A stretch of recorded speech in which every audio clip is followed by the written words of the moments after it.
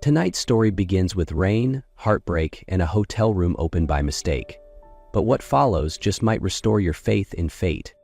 Spring rain in Paris wasn't poetic tonight. It poured over cobbled streets with cold persistence, as if trying to wash every trace of emotion from the city. Elise Laurent, 26, shivered as she stepped into the grand lobby of Maison Moreau, one of the capital's most prestigious hotels. Her simple black dress clung to her body, soaked through from the rain. Her long, dark brown hair was tangled and wet, and her eyes, reddened by tears and storm water, glistened with exhaustion. In her hands she held nothing but a small purse, wallet, and phone.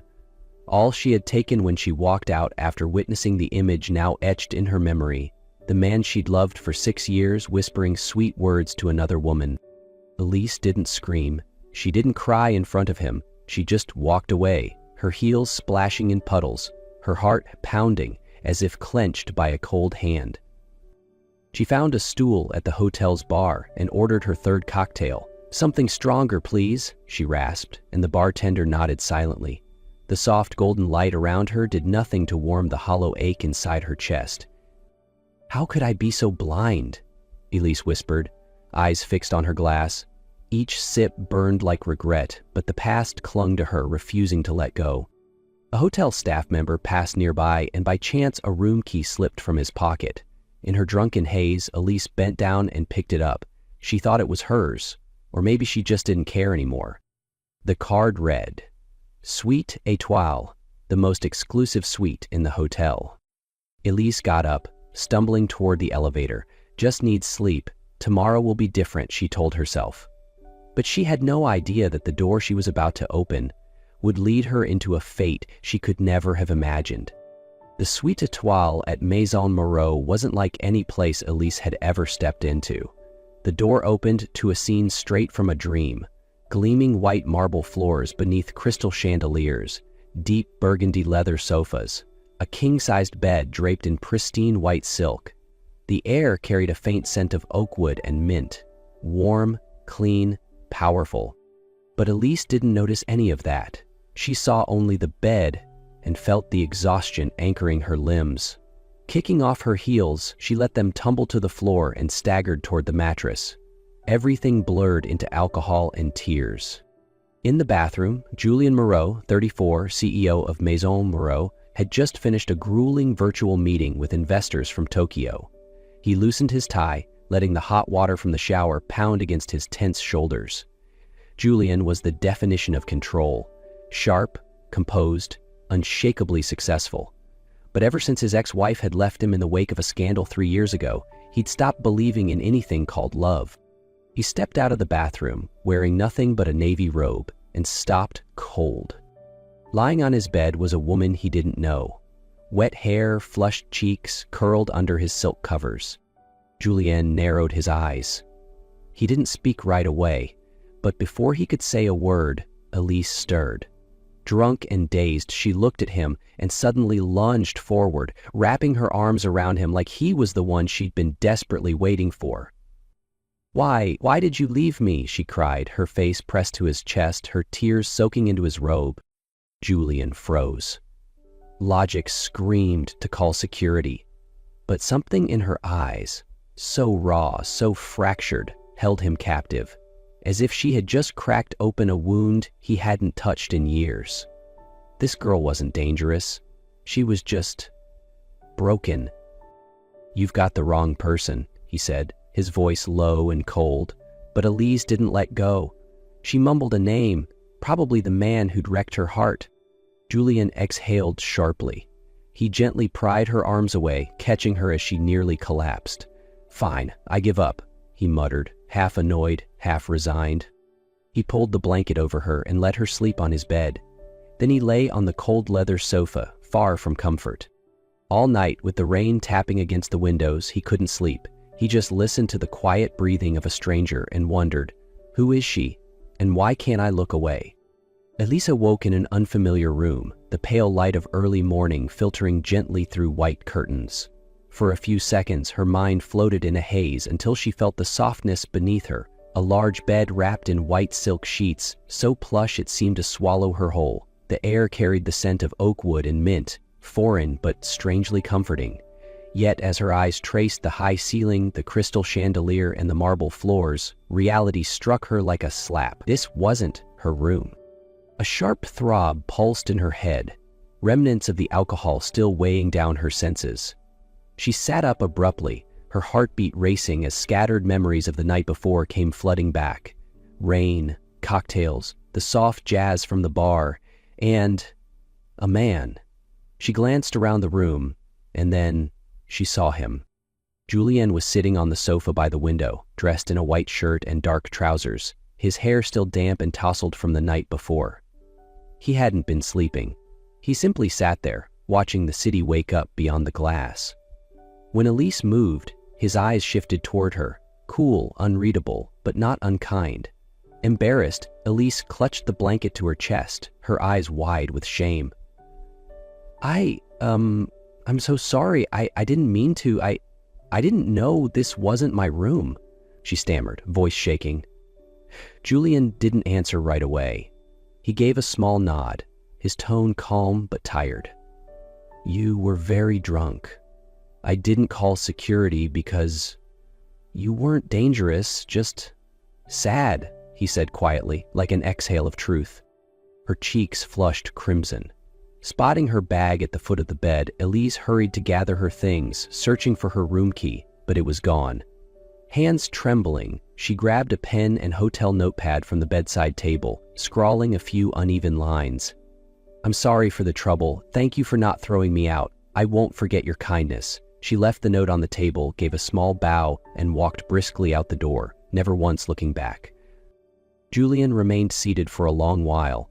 Only after the door closed did he reach for the note she'd left behind.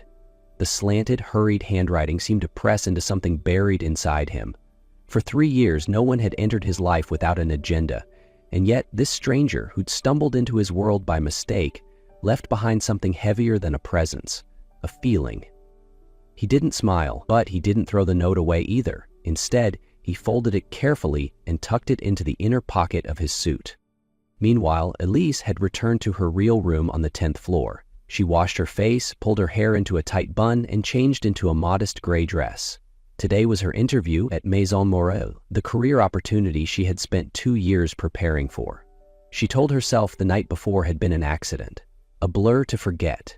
But fate has a cruel sense of humor, because when Elise walked into the meeting room on the 30th floor, she had no idea that the man seated across the table was Julien Moreau, the same man whose room she had just walked out of that morning.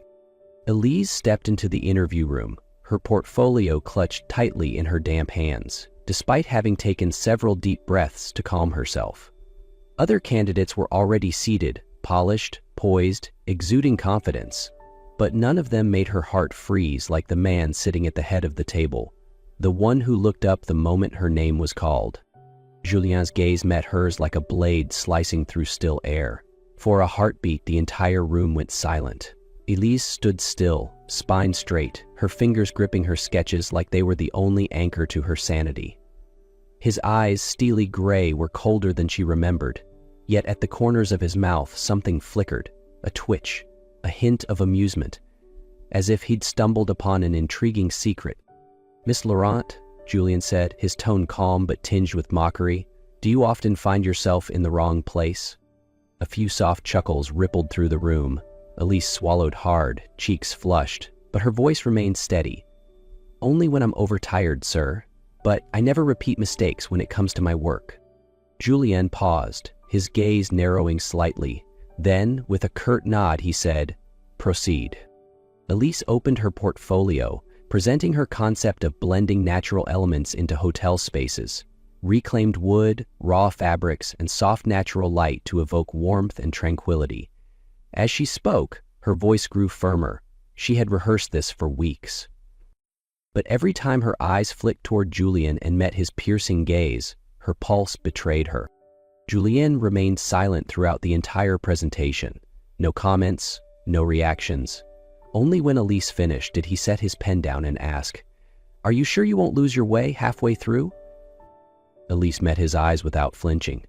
If I make a mistake, I'll fix it. But I'm not lost. I'm carving my own path. For a second, Julian's lips pressed together, maybe to hide a smirk or perhaps in surprise. After the candidates left, the selection panel gathered to discuss. Julian leaned back in his chair, eyes lingering on the name Elise Laurent printed at the top of her file. "I want to keep her," he said. Lucas, his assistant, raised an eyebrow. "She's got potential, sure, but there are more experienced applicants." "You sure?" Julian didn't answer right away. He turned his gaze toward the window, where Paris sunlight spilled over the rooftops like liquid gold. "I have a feeling." A few days later, Elise received the email, "Congratulations, you've been selected as the lead designer for the Suite Étoile renovation." She wasn't sure whether to be thrilled or terrified, because that was the very room where everything had begun, and the man overseeing the project was Julien Moreau. Elise started her new role at Maison Moreau not long after that fateful interview. She had been assigned to lead the renovation of Suite Étoile, the very room where she had awoken in confusion and shame. As if fate hadn't mocked her enough, her direct supervisor on the project was none other than Julien Moreau. From the very first day, Julien was everywhere. Sometimes he showed up with the cool demeanor of a CEO, offering sharp critiques about material choices, lighting angles, or layout structure. Other times he appeared without warning, leaning against the doorway, arms crossed, watching her like he was the only one who already knew the ending of a story she was still trying to write. "So, are you planning to destroy the entire room?" he asked one afternoon, finding her surrounded by taped-up sketches and scattered samples. Elise clenched her jaw, refusing to rise to his bait. "It's called creative process, sir, not demolition." Julien had only smirked, that faint, unreadable smile that somehow made her heart beat faster than she cared to admit. She tried to keep her distance. She stayed late, buried herself in blueprints and mood boards, focused on minute details, anything to avoid catching his gaze. That look of his, cool and curious, made her feel both exposed and challenged. One morning, when she arrived at her desk earlier than usual, she found a vanilla latte waiting neatly beside her sketchpad. Tucked underneath was a small handwritten note, "Vanilla latte. Don't overwork yourself." No name. But the lingering scent of mint on the cup said more than any signature ever could. Elise didn't know how to react. She smiled faintly, torn between warmth and confusion. She'd thought Julien was made of ice, but clearly, something softer lived beneath the surface. A few days later, when the office was nearly empty, Elise stayed behind to work late again. The design floor on level 28 was silent, bathed in the yellow glow of desk lamps. She sat slumped over her table, surrounded by messy drafts, pencil smudges on her fingertips. Her head rested against her arm. Exhaustion had finally caught up with her. Julien passed by the hallway, a file folder in hand. He noticed the light. Curious, he stepped inside. There she was, fast asleep at her desk, hair falling gently across her cheek, breathing softly like a child lost in dreams. He paused, watching her for a long moment. Then, without a word, he slipped off his suit jacket and carefully draped it over her shoulders. The dim light turned the moment fragile, almost sacred. Julien didn't speak. He stood there, quietly watching her sleep, peaceful, fragile.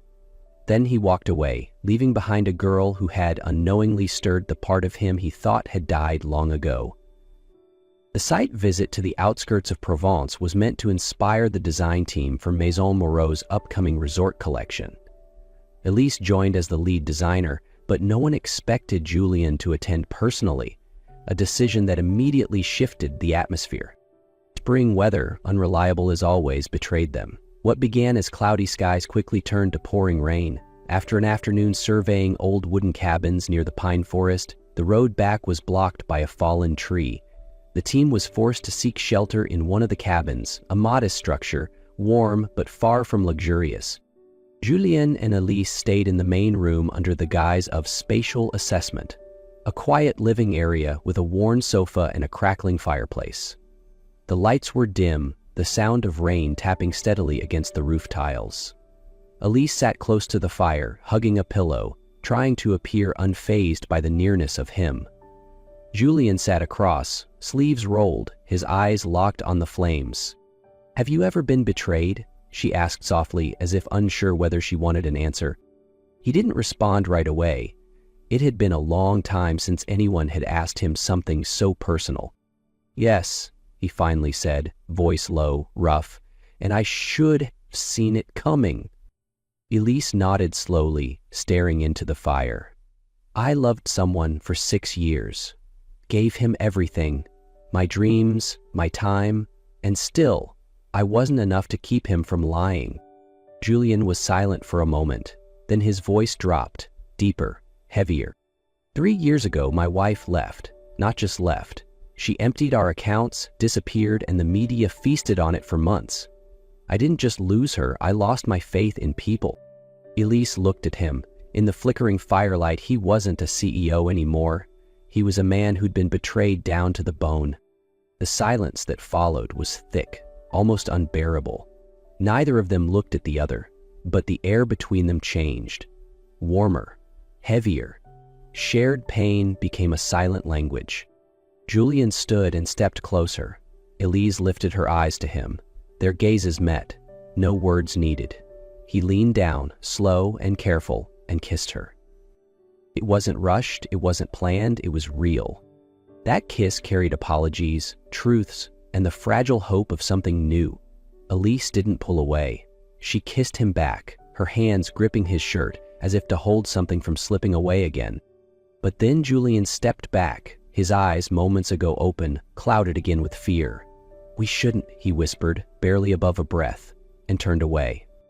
The next morning the sky had cleared. The team headed back to Paris. Julian sat in the front, quiet the entire ride.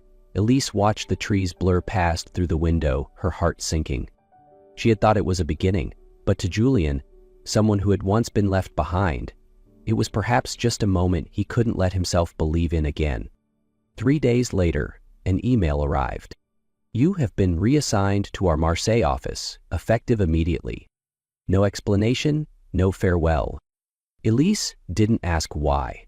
She didn't protest. She simply packed up her sketches, walked out of the office, and left behind a kiss that never had the chance to become something more. Elise was in Marseille, working at a quieter branch, trying to forget. Trying and failing. Because every morning she stepped into the office, she saw that room in her mind. Every vanilla latte carried the memory of mint, and every time she remembered that kiss in the stone chateau, it wasn't the goodbye that hurt, it was the silence. Elise didn't return to Paris by accident. She came back because someone finally gave her the truth she'd quietly longed for, but never dared ask. It happened on a late afternoon in the Marseille office. Lucas, Julien's assistant, stopped by during a short business trip. After a routine exchange, he stood to leave, then hesitated. "Elise," he said softly, "I think you deserve to know. Julien didn't send you away because you failed. He sent you away because he was afraid." Elise froze, her eyes fixed on his. Lucas sighed, hesitating for just a second before continuing. 3 years ago, his ex-wife betrayed him. She didn't just leave.